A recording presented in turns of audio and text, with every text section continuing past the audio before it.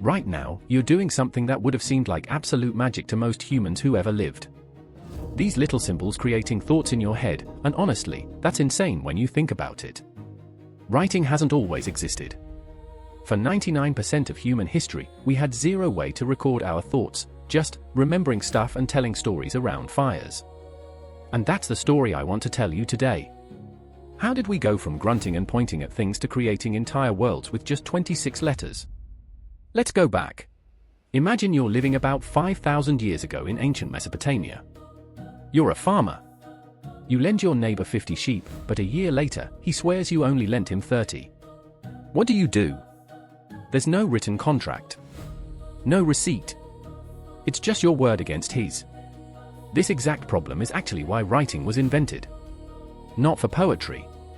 Not for love letters. But because people needed to keep track of their stuff. The very first writing system we know of is called cuneiform, and it started in ancient Sumer, which is modern-day Iraq. Around 3200 BC, some genius figured out they could press a reed into wet clay and make marks that meant things. At first, these weren't even letters or sounds. They were just little pictures. A drawing of a sheep meant sheep. A drawing of grain meant grain. Simple. But here's where it gets interesting. Try drawing justice or love or tomorrow. Can't really do it. The Sumerians hit this same wall, and they came up with something brilliant. They started using pictures to represent sounds instead of just objects. One of the earliest known writing tablets records the allocation of beer rations to workers in about 3100 BCE. Using cuneiform on a clay tablet, a customer named Nani wrote the world's oldest formal complaint in 1750 BCE to a copper merchant regarding substandard ingots. The library of King Ashurbanipal was the ancient Google contained 30,000 clay tablets covering everything from magic to medicine in 7th century BCE. Mind-blowing for that time. Meanwhile, over in Egypt, something similar was happening. The Egyptians developed hieroglyphics around the same time. Now, when you think of hieroglyphics, you probably picture those beautiful carvings on temple walls with birds and eyes and little people sitting sideways. And yeah, that's part of it. But hieroglyphics were actually way more complex than just pretty pictures. If the animals face left, you read from left to right. If they face right, you read right to left. The first known complete sentence was found in an Egyptian tomb, dating to roughly 2690 BCE. The Egyptians had a whole system with hundreds of symbols, and estimated less than 1% of the population could read or write. Only priests, scribes, and royalty. If you were a regular farmer, you're illiterate. Ancient scribes often added curses to the end of their tablets to warn people not to steal or change their words. It was the first copyright system. For thousands of years, writing was a superpower that only the elite possessed. Knowledge was literally locked away behind symbols that most people couldn't decode. But let's keep moving through history. Around 1200 BC, something revolutionary happened in the Middle East. The Phoenicians, who were basically the master traders of the ancient world, came up with an idea that would change everything. They thought, you know what? These writing systems with hundreds of symbols are way too complicated.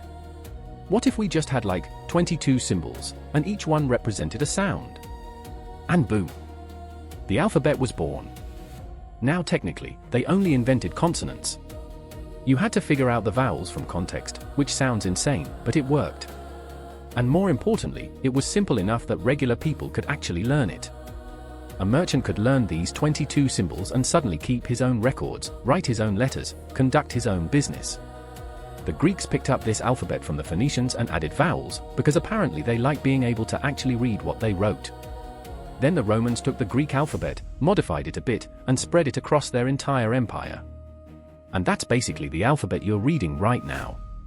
Same letters, just evolved over time. But here's something that blows my mind. For all these thousands of years, everything had to be written by hand. Every single copy of every single book was written by a person, sitting there, copying it word by word. Can you imagine?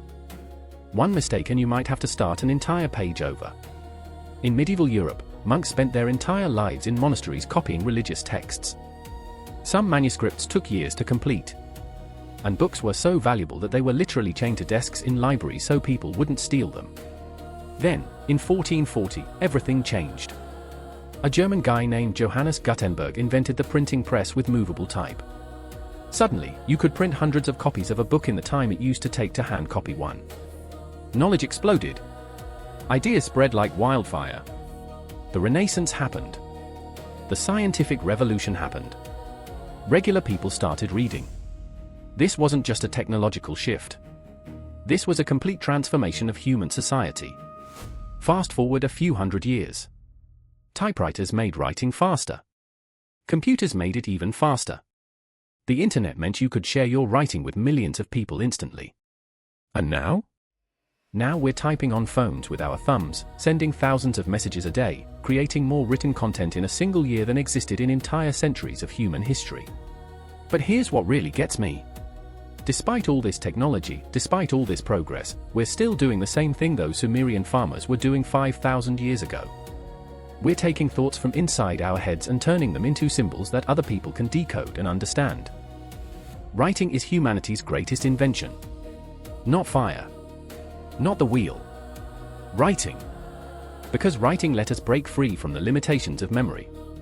It let us send messages across time. Someone who died 3,000 years ago can still speak to you through writing.